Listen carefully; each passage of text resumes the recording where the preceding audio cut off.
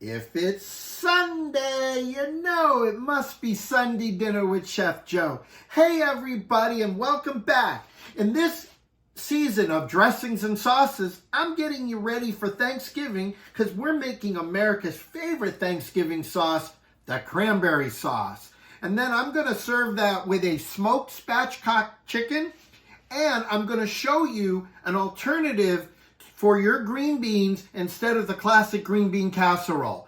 Are you ready? Let's do it.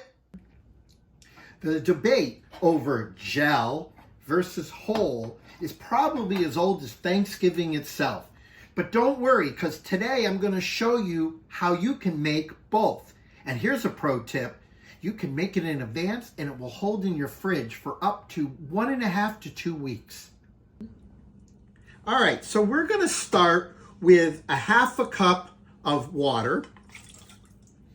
And we're then going to add 1 cup of sugar, just granulated sugar. And then we're going to then add 1 12-ounce package of cranberries. These are whole cranberries, raw. Add that right in there. There we go. And I'm going to finish that with a 1/2 cup of orange juice. So now I'm doing mine with orange. If you're not going to do yours with orange, then just go with 1 full cup of water, okay? But we're using 1/2 cup of orange juice.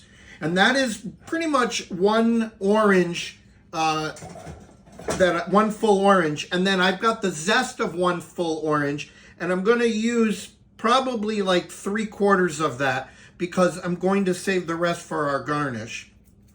All right, so we got that, and then we're going to add a pinch of salt, and then we're going to bring this up to a boil, and then down to a simmer. And then it's going to cook for 15 minutes and it will be done. While we're waiting for our sauce to cook, it would be a great time to do your favorite and my favorite segment, What's Joe Drinking? Well, today Joe is having a white wine. Now, I got to tell you, I am not the world's biggest white wine drinker, but we're drinking this bread and butter. It's a Chardonnay. From Napa. And I got to tell you, like I said, it's a 2021 Chardonnay, and I'm not a Chardonnay drinker normally, but I have to say this wine is unbelievable. On the label on the back, a lot of times they tell you what the notes are and what they're getting on the nose, and I got to tell you, they're rocking it right on. It says that you get vanilla. I get it on the nose. I'm getting it on my palate. It is done in oak, but the oak is really like not as oaky as a Chardonnay normally is. So this one gets two glasses from me. This is a 2-glass a day, definitely. Cheers. All right, so our cranberries have been cooking now for 15 minutes. And they are done. So if you're going to make a whole cranberry sauce, you're done. You're just going to let this cool so that you can handle it. Then you're going to put it in another container. You're going to put it in your fridge, and you're going to be until you're ready for it. If you're making it into gel, then what we're going to do is take this, and we're going to pour it through a fine mesh strainer that I have in this bowl right here. And then we're just going to, let me turn off my stove, and then we're going to just keep pressing on this until we get all the juice out of it. And when it's done, the juice will look like this.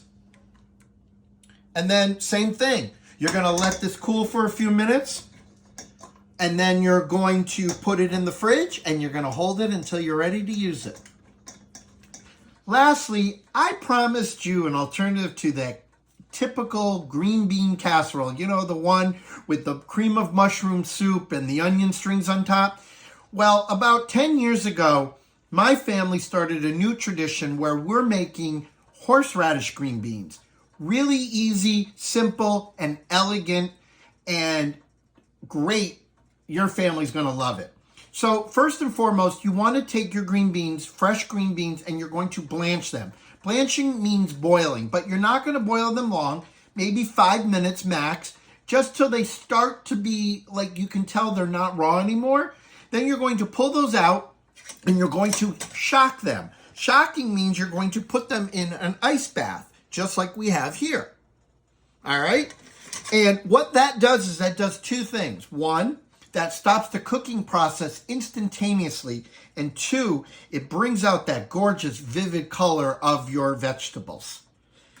Once these are shocked, you can either cook with them right away, or you can dry them on a towel, and you can put them in a plastic bag, and you can store them for up to a week in your refrigerator. And this is a great pro tip, because you can make like a pound of these and have them blanched, shocked, and use them throughout the whole week. All right, so we've got 2 tablespoons of butter that I'm putting in.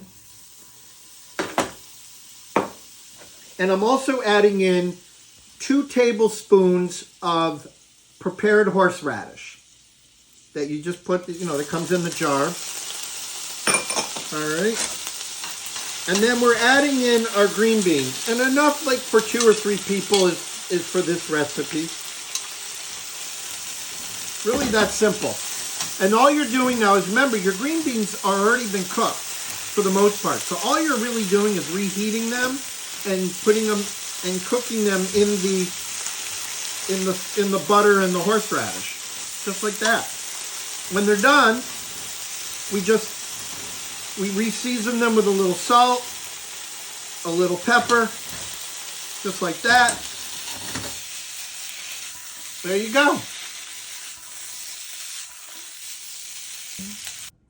So our green beans are done, our chicken is done, our cranberries are done, and now it's time to get our plating finished here. So I'm using a couple of fall squash as my vessels for my cranberries, and this is our sauce. Look at that. Oh, you come on.